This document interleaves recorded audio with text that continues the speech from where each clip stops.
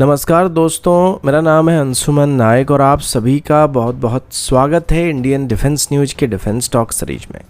जहां पर हम रोज नए नए डिफेंस अपडेट्स के बारे में बात करते हैं। तो चलिए देर न करते हुए आज की वीडियो शुरू करते हैं।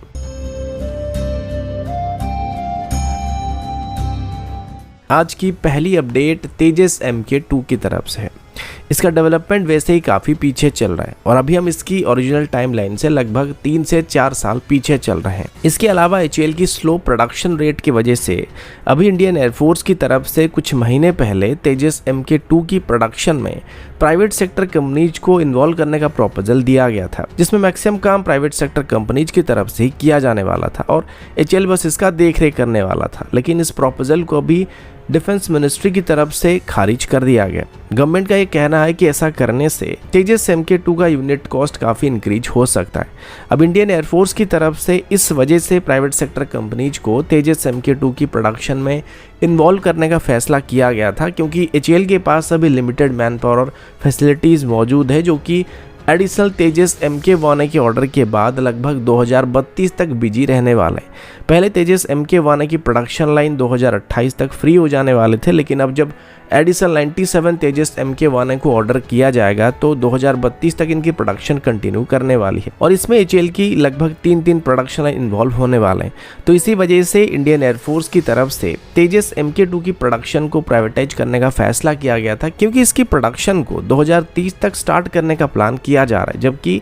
इस टाइम पर HAL की सभी तेजस प्रोडक्शन यूनिट तेजस MK1A की प्रोडक्शन में बिजी होंगे, तो ऑफिशियली तेजस MK2 की लार्ज स्केल प्रोडक्शन के लिए कोई भी फैसिलिटी वहां पे मौजूद नहीं रहेगा। पर गवर्नमेंट के इस डिसीजन लेने के बाद हमारे पास कोई और रास्ता नहीं बचा है और गवर्नमेंट का ये कहना है कि तेजस MK2 की प्रोडक्शन की कंप्लीट पावर HAL के पास ही रहने वाली है और जब इसका प्रोडक्शन स्टार्ट होगा तो HAL अपनी नासिक डिवीजन में तेजस MK2 को सबसे पहले मैन्युफैक्चर करना स्टार्ट करने वाली है और इस फैसिलिटी को HAL की तरफ से 2029 तक ही ऑपरेशनल कर दिया जाएगा, जिसके बाद यहाँ पर साल भर में 4 से 6 तेजस को बनाया जा सकेगा और इसे धीरे धीरे एक्सपेंड किया जाएगा, जहाँ पर यहाँ पे साल भर में 8 तेजस को मैन्युफैक्चर किया जा सकेगा। लेकिन इस प्लान से तेजस MK2 की इनिशियल प्रोडक्शन रेट काफ़ी हद तक रिड्यूस होने वाला है, फिर धीमा पड़ने की उम्मीद आप कर सकते हैं और इस स्केल की प्रोडक्शन में तेजस MK2 की पहली स्क्वाड्रन को ही कंप्लीट करने में हमें मिनिमम 2 से 3 साल का समय लगने की उम्मीद किया जा रहा है। अगला अपडेट C-295 एयरक्राफ्ट की तरफ से है। इस एयरक्राफ्ट को अभी हमारी एवरो एयरक्राफ्ट की फ्लीट को रिप्लेस करने के लिए खरीदा गया है, जिसमें इसकी 56 यूनिट को ऑर्डर किया गया था और इसमें से 40 यूनिट भारत में ही बनाए जाने वाले हैं। इसके बाद इसकी परफॉर्मेंस से खुश होकर इंडियन नेवी और इंडियन कोस्ट गार्ड की तरफ से भी इसकी एक डेडिकेटेड मैरीटाइम वेरिएंट को अपनी सर्विस में शामिल करने का फैसला किया गया और इसमें अभी एडिशनल 12 यूनिट को ऑर्डर करने का डिसीजन लिया जा चुका है। सेम टाइम पर यह पता चला है कि इंडियन एयरफोर्स की तरफ से अभी एक बार फिर से C-295 एयरक्राफ्ट को बड़ी मात्रा में अपने सर्विस में शामिल करने का प्लान किया जा रहा है और इस बार C-295 एयरक्राफ्ट को इंडियन एयरफोर्स अपनी AN-32 एयरक्राफ्ट की फ्लीट को रिप्लेस करने के लिए इस्तेमाल करना चाहती है। इंडियन एयरफोर्स काफ़ी समय से ही अपनी AN-32 एयरक्राफ्ट को रिमोट बॉर्डर एरिया में कार्गो लॉजिस्टिक को पहुंचाने के लिए इस्तेमाल कर रही है, लेकिन अभी एयरक्राफ्ट काफ़ी पुराने हो चुके हैं, तो इसी वजह से अभी इनको रिप्लेस करने का प्लान किया जा रहा है। लेकिन अगर C-295 को AN-32 को रिप्लेस करने के लिए इस्तेमाल किया जाएगा तो इसमें एक दिक्कत हमारे सामने आने की उम्मीद भी किया जा रहा है।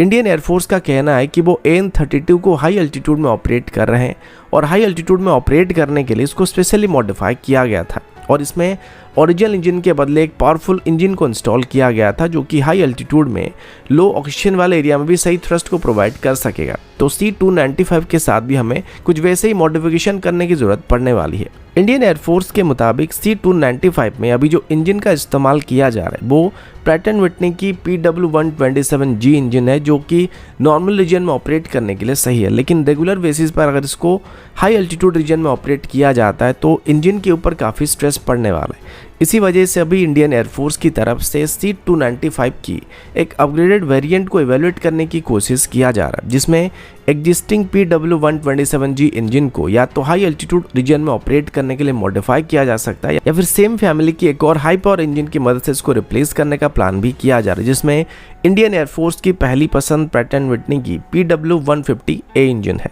फिलहाल ये दोनों ही ऑप्शन अभी टेबल पर रखा गया है, लेकिन अगर C295 को यहाँ पर AN32 एयरक्राफ्ट को रिप्लेस करने के लिए इस्तेमाल किया जाता है तो अभी जो मीडियम ट्रांसपोर्ट एयरक्राफ्ट की टेंडर को फ्लोट किया गया था उसका फ्यूचर क्या होगा ये आगे चल के पता चलने वाली, क्योंकि उसमें भी जिन एयरक्राफ्ट को खरीदने का प्लान किया गया था उनको AN32 एयरक्राफ्ट को रिप्लेस करने के लिए खरीदा जाने वाला था। अगला अपडेट DRDO की तरफ से, और अभी हम एक ऐसे वेपन के बारे में बात करने वाले हैं जो कि आगे चल के हमें चाइना की DF-21 सीरीज की antiship carrier killer ballistic missile को डायरेक्टली काउंटर करने में मदद करने वाला है। मीडिया रिपोर्ट के मुताबिक DRDO की तरफ से आने वाले कुछ दिनों में एक बहुत ही खतरनाक मिसाइल को टेस्ट करने का प्लान किया जा रहा है। इस मिसाइल को फिलहाल LRASHM मिसाइल कहा जा रहा है, जो कि एक क्वासी बैलिस्टिक मिसाइल होने वाली है और ये मिसाइल करीब 1500 किलोमीटर के आसपास स्ट्राइक करने में सक्षम होने वाला है। अब LRASHM की कुछ खास बातें भी हैं जो इसे इंडियन आर्सेनल की दूसरी एंटीशिप मिसाइल से काफ़ी अलग बनाती है। इसका क्वासी बैलिस्टिक ट्रैजेक्टरी और लॉन्ग रेंज कैपेबिलिटी इसे एनिमी वॉरशिप फॉर्मेशन को या हाई वैल्यू टारगेट को जैसे कि एयरक्राफ्ट कैरियर्स को टारगेट करने में काफ़ी इफेक्टिव बनाने वाली है। रिपोर्ट्स ये भी कहते हैं कि इस मिसाइल की पहले भी कुछ प्रिलिमिनरी टेस्ट को 2023 में कंडक्ट किया गया था, जिसमें मिसाइल की परफॉर्मेंस और इसकी कैपेबिलिटीज को कुछ हद तक रिफाइन किया गया था। इस मिसाइल का primary deployment coastal defence batteries के साथ किया जाने वाला है। ये मिसाइल 1500 किलोमीटर की रेंज के साथ इंडिया की कोस्ट लाइन के आसपास एक डिफेंसिव बफर जोन को क्रिएट कर सकता है, जो एनिमी शिप्स को इंडियन वाटर से दूर रखेगी और पोटेंशियल थ्रेट को इंटरसेप्ट और न्यूट्रलाइज करने की कैपेबिलिटी प्रोवाइड करेगी। और इतनी दूरी से दुश्मन हमारी मिसाइल बैटरीज को भी टारगेट नहीं कर पाएगी, जिस वजह से लॉन्ग रेंज कैपेबिलिटी के साथ इंडिया अपने टेरिटोरियल इंटीग्रिटी और स्ट्रेटेजिक इंटरेस्ट को भी स्ट्रॉन्ग डिटरेंस के साथ डिफेंड कर पाएगा। और ये खास करके चाइना के साथ होने वाली किसी भी बड़ी नेवल कॉन्फ्लिक्ट में चाइनीज नेवी को डीप इंडियन ओशन में रहने के लिए फोर्स कर सकता है। इसके अलावा इस मिसाइल को आगे चल के इंडियन नेवी के फ्रंट लाइन वॉरशिप्स में भी इंटीग्रेट करने का प्लान किया जा रहा है, जिससे इसकी इफेक्टिवनेस और भी ज़्यादा बेहतर होने की उम्मीद किया जा रहा है। साथ ही हमारी वेसल्स की फायर पावर भी काफ़ी हद तक बेहतर होने की उम्मीद किया जा रहा है। अगला अपडेट एरो इंजन की तरफ से है। अब सभी जानते होंगे कि अभी भले ही हम अलग अलग तरह के एयरक्राफ्ट को डेवलप करने की कोशिश कर रहे हैं, जिसमें 4.5 जनरेशन स्टैंडर्ड के एयरक्राफ्ट से लेकर 5th जनरेशन स्टैंडर्ड के एयरक्राफ्ट भी शामिल है, लेकिन अभी तक हम खुद की एक एरो इंजन को डेवलप करने में सक्षम नहीं हुए हैं और अभी हम मोस्टली इसके लिए यूएस के ऊपर डिपेंड कर रहे हैं और वो भी टाइम पर हमें इंजन को अभी डिलीवर नहीं कर पा रहे, जिस वजह से हमारी तेजस MK1 की प्रोडक्शन डिले हो रहा है। हालांकि GTRE की तरफ से पिछले कुछ सालों से कावेरी इंजन को डेवलप करने की कोशिश किया जा रहा है, लेकिन इनिशियली हमें इसमें सफलता नहीं मिल पाया था, लेकिन अभी इसमें कुछ हद तक हमें सफलता मिल रहा है। सेम टाइम पर हम हमारे फ्यूचर एयरक्राफ्ट के लिए भी एक इंडिजिनस इंजन को बनाने की कोशिश करें और इसके लिए फॉरेन ओरिजिनल इक्विपमेंट मैन्युफैक्चरर्स के साथ मिलकर एक 110 किलोन्यूटन क्लास की इंजन को बनाने की कोशिश भी किया जा रहा है, लेकिन अभी तक ये प्रोसेस कुछ खास आगे नहीं बढ़ पा रहा है। पर अभी कुछ ऐसे खबर सामने आए जो कि आपकी होश उड़ा सकता है, क्योंकि अभी इसरो की तरफ से इनडायरेक्टली एरो इंजन के डेवलपमेंट में मदद करने का ऑफर या हिंट दिया जा रहा है। रिसेंटली इसरो की चीफ S सोमनाथ जी ने मीडिया से बात करते हुए बताया था कि अभी भले हम एयरक्राफ्ट को बना रहे हैं, लेकिन इंजन के लिए हम दूसरे देश के ऊपर डिपेंड कर रहे हैं। जबकि इसरो के बारे में बात करते हुए उन्होंने कहा कि इसरो के जितने भी रॉकेट्स होते हैं या स्पेस प्रोग्राम होते हैं उन सभी में इंडिजिनस इंजन का इस्तेमाल किया जाता है, जिसमें कई तरह के इंजन होते हैं और एरो इंजन जो होते हैं वो रॉकेट्स में इस्तेमाल होने वाले सॉलिड फ्यूल, लिक्विड फ्यूल और क्रायोजेनिक इंजन या नॉन क्रायोजेनिक इंजन के मुकाबले काफ़ी छोटे होते हैं और ये जो स्पेस इंजन होते हैं ये काफ़ी कॉम्प्लिकेटेड भी होते हैं, लेकिन फिर भी इसरो की तरफ से इन सभी इंजन को इंडिजिनसली डेवलप कर लिया गया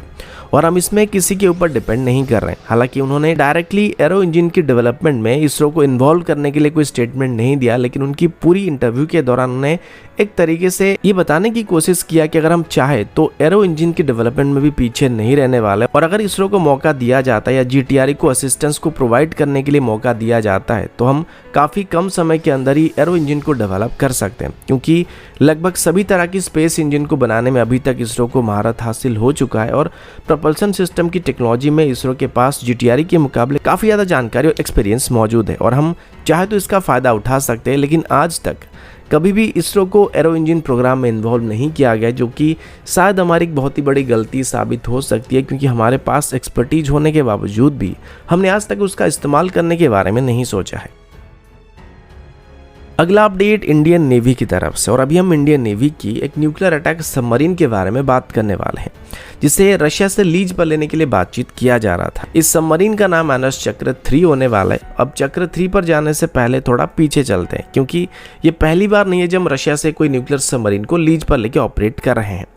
सबसे पहले एनएस चक्र 1 को 1998 में लीज पर लिया गया था, फिर एनएस चक्र 2 को 2012 में लीज पर लिया गया था, और इन दोनों सबमरीन ने इंडियन नेवी को न्यूक्लियर सबमरीन को ऑपरेट करने के लिए वैल्यूएबल एक्सपीरियंस को प्रोवाइड किया था, और जो हमारे इंडिजिनस न्यूक्लियर सबमरीन प्रोग्राम है उसके लिए भी काफ़ी ज़रूरी रहा था। लेकिन 2012 में जिस एनएस चक्र 2 को लीज पर लिया गया था उसका लीजिंग पीरियड 10 साल का था, जो कि 2022 में एंड होने की वजह से इसको रशिया को वापस कर दिया गया था। लेकिन इससे पहले 2019 में ही रशिया के साथ एक और न्यूक्लियर अटैक सबमरीन को लीज पर लेने के लिए एमओयू को साइन किया जा चुका था। ये पहले के सबमरीन के मुकाबले काफ़ी मॉडर्न सबमरीन होने वाला था, जिनको अपग्रेड करके रशिया की तरफ से 2025 तक भारत को डिलीवर करने का वादा किया गया था। लेकिन अब ये सबमरीन जो है इसकी डिलीवरी 2028 तक डिले होने की उम्मीद किया जा रहा है। अब डिले होने की अगर बात करते हैं तो ये डिले रशिया और यूक्रेन की कॉन्फ्लिक्ट की वजह से हो रहा है, जिससे रशिया की डिफेंस प्रोडक्शन टाइमलाइन और रिसोर्सेज काफ़ी हद तक अफेक्ट हो चुके हैं। साथ ही कस्टमाइज अकुला क्लास की सबमरीन को